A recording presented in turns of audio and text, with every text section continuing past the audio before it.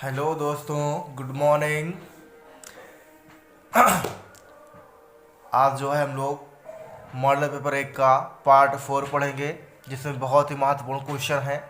जैसा कि आइए हम बताते हैं कौन से महत्वपूर्ण क्वेश्चन हैं बिना टाइम वेस्ट किए हुए। ये क्वेश्चन आपका 5 नंबर का आएगा। ठीक है, लिखा क्या है? एथिल एमीन बनाने की प्रयोगशाला विधि का रासायनिक समीकरण लिखना है। ठीक है, उसके बाद इसमें कुछ और भी दिया है। कार्बेल एमीन अभिक्रिया का समीकरण लिखना है, शेमिट अभिक्रिया का समीकरण लिखना है। तो कुल मिला के एथिलेमीन बनाने की पूरी प्रयोगशाला विधि लिखना है और इसका चित्र बनाना है, यानी कह सकते हैं आप पूरा इसका वर्णन करना है, चित्र सहित वर्णन करना है। ठीक है, इसमें तो ये देखते हैं हम लोग एथिल एमीन बनाने की प्रयोगशाला विधि। ठीक है, देखिए इसमें क्या क्या लगेगा, क्या क्या पदार्थ आएंगे वो देखते हैं हम लोग। प्रयोगशाला में प्रोपियोनेमाइड, इसका सूत्र होता है C2H5CONH2। ठीक है, प्रोपियोनेमाइड पर ब्रोमीन मतलब Br तथा कास्टिक पोटास विलयन की क्रिया कराने पर, ठीक है, एथिलेमीन बनता है।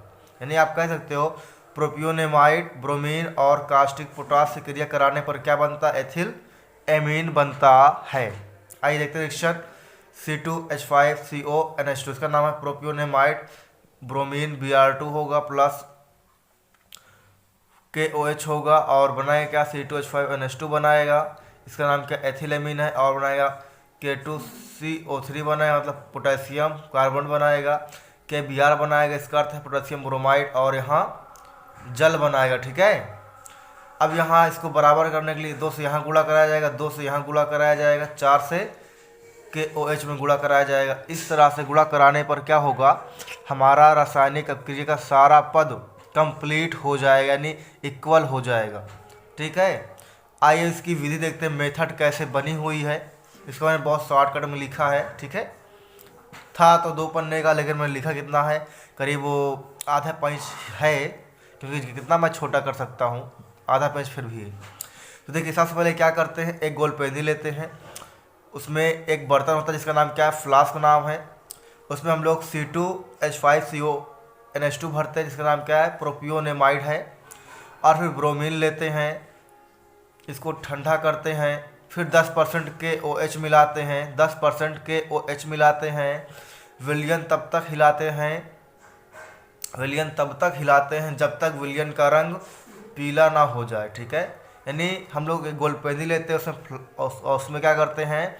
प्रोपियोनेमाइड ब्रोमीन और लेकर ठंडा करते हैं, उसमें 10% KOH मिला देते हैं, उसको तब तक हिलाते हैं जब तक विलयन का रंग पीला ना हो जाए। ठीक है, फिर 50% दोबारा से लेते हैं KOH, 50% दोबारा से लेते हैं KOH और पुनः मिलाकर 60 से 70 डिग्री सेंटीग्रेड तक गर्म करते हैं। और फिर जिस कारण विलयन का रंग कैसा हो जाता है? रंगहीन हो जाता है। 60 से 70 डिग्री सेंटीग्रेड पर गर्म करने के कारण विलयन रंगहीन हो जाता है। अब आइए नेक्स्ट पेज हम लोग पढ़ते हैं। देखिए अब HCl से क्रिया करवाते हैं, जिससे एथिलेमीन हाइड्रोक्लोराइड का विलयन देता है। ठीक है, जब HCl से क्रिया करवाते हैं तो एथिलेमीन क्या करता है? हाइड्रोक्लोरिक अम्ल का विलयन देता है, जो पुनः KOH से क्रिया कराने पर एथिलेमीन प्राप्त हो जाता है, जो पुनः KOH से क्रिया कराने पर एथिलेमीन प्राप्त हो जाता है। आइए इसका चित्र देखते हैं। थोड़ा ज़्यादा बेहतर तो नहीं बना है, लेकिन इतना बेहतर बना है कि आपको समझ में आ जाए। ठीक है, देख लीजिए, ये क्या आपका फ्लास्क है, ये आपका फ्लास्क है। इस फ्लास्क में क्या क्या मिला है? ब्रोमीन मिला है, प्रोपियोनेमाइड मिला हुआ है। ठीक है, और यहाँ एक ताप मापी है, कितना ताप ठंडा है, कितना गर्म है। ये स्टैंड है, ये सारा मिला क्या है? स्टैंड है। ये बर्नर है जहाँ से आग निकलती है, जो गर्म करता है। और इसमें एक नली है, इस नली का नाम क्या है? पृथककारी कीप है। और इसी कीप में क्या करते हैं? KOH मिलाते हैं और धीरे धीरे बूंद कर करके इस फ्लास्क में आता है, जहाँ आपका ब्रोमीन और प्रोपियोनेमाइड है। और फिर इस नली से जो है एथिलेमीन निकल के कंडेंसर के द्वारा होते हुए कहाँ? हमारे पॉट बर्तन में आके एकत्र हो जाता है। इस बर्तन में क्या बोलते हैं, ग्राही कहा जाता है। क्या कहा जाता है, ग्राही कहा जाता है। और ये साइड साइड में क्या होता है, ठंडा जल होता है, और इस ग्राही में क्या इकट्ठा होता है, हमारा HCl अम्ल और एथिल एमीन होता है, जिसको हम लोग बाद में क्या किए थे, KOH से क्रिया करा के एथिलेमिन प्राप्त किए थे, जिसको हम लोग बाद में KOH से क्रिया करा के एथिलेमिन प्राप्त किए थे। ठीक है, ये कंप्लीट हो गया। आइए अब जो रिएक्शन उसको देखते हैं। बोला गया है कार्बिल एमीन अपक्रिया, तो बहुत सिंपल सा है। कार्बिल एमीन अपक्रिया कराने के लिए हम लोग क्या क्या लेते हैं, एथिलेमिन लेते हैं, फिर क्लोरोफॉर्म लेंगे, उसके बाद पोटेशियम हाइड्रोक्साइड लेंगे। इसे क्रिया कराने पर क्या मिलता है, हमें एथिल आइसोसाइनाइड मिलता है, एथिल आइसोसाइनाइड मिलता है, C2H5NC, C2H5NC मिलता है, और प्लस KCl मिलता है, पोटेशियम क्लोराइड, और जल मिलता है। यहाँ 3 से गुणा कराएंगे, यहाँ 3 से कराएंगे, यहाँ पास भी 3 से गुणा कराएंगे, क्योंकि बराबर करने के लिए 3 से गुणा कराना ही पड़ेगा। ठीक है, आइए अब देखें सीमेंट अपक्रिया। ये समझ लीजिए पूरा क्वेश्चन ही बहुत ही इंपॉर्टेंट, वेरी वेरी इंपॉर्टेंट है सारा, ये भी। ठीक है, पूरा वेरी वेरी क्वेश्चन इंपॉर्टेंट है। आइए लास्ट, इसके बाद एक टॉपिक और होगा अपना, उसके बाद कंप्लीट, बिल्कुल कम टाइम में कंप्लीट करेंगे, शॉर्ट टाइम ज़्यादा मैटर। सीमेंट अपक्रिया वह क्रिया जिसमें कार्बोक्सिलिक अम्ल हाइड्रोजोइक अम्ल फार्मूलतः HN3 के साथ सल्फ्यूरिक अम्ल की उपस्थिति में क्रिया करवाते हैं, तो क्या बनता है, एमीन बनता है। ठीक, और यही अभिक्रिया कहलाता है आपका सीमेंट अभिक्रिया कहलाता है।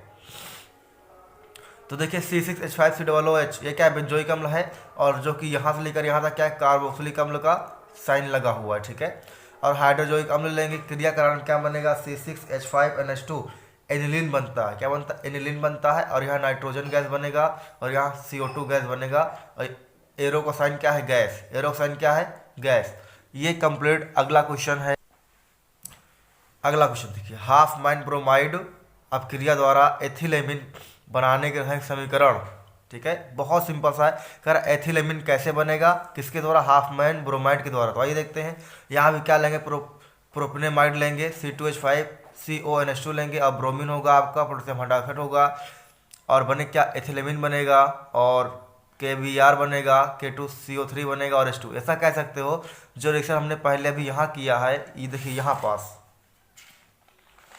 ये इसको मैंने किया है, ये वाला रिएक्शन देखिए, ठीक रहा, यही रिएक्शन यहाँ पास है।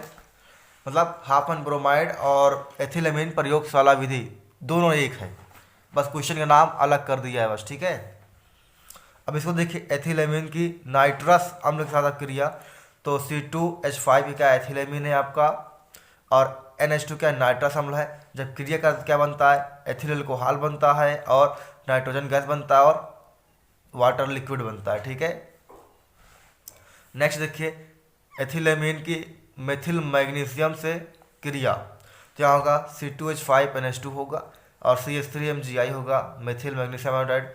क्रिया करने में क्या बनेगा, यहाँ से एक H इसको मिल जाएगा, तो क्या हो जाएगा, CH4 बन जाएगा, फिर क्या बचेगा, C2H5 बच जाएगा, NH2 और MgI हो जाएगा। ठीक, बिल्कुल सिंपल, आप ऐसे कह सकते हैं C2H5MgNH2, या फिर ऐसे लिख सकते हैं C2H5NH-MgI, ये भी आप लिख सकते हैं, कोई दिक्कत नहीं। ठीक है, चाहे इसको लिखिए या आप इसको लिखिए, इसको लिखिए, कोई दिक्कत की बात नहीं है। तो देखिए, कम टाइम में ज़्यादा क्वेश्चन हमने करवा दिया है, आज 8-9 मिनट में आपके क्वेश्चन कंप्लीट हो गए हैं। नेक्स्ट वीडियो में हम लोग और ज़्यादा मॉडल पेपर का लास्ट तक पहुंच जाएंगे। वीडियो को शेयर करिए अपने दोस्तों तक, ताकि उनको भी कम टाइम में ज़्यादा वीडियो मिल पाए और अच्छी से अच्छी कंटेंट मिल पाए, जिससे कि वो परीक्षा में अपने अच्छे अंक प्राप्त कर सकें। जय हिंद, जय भारत।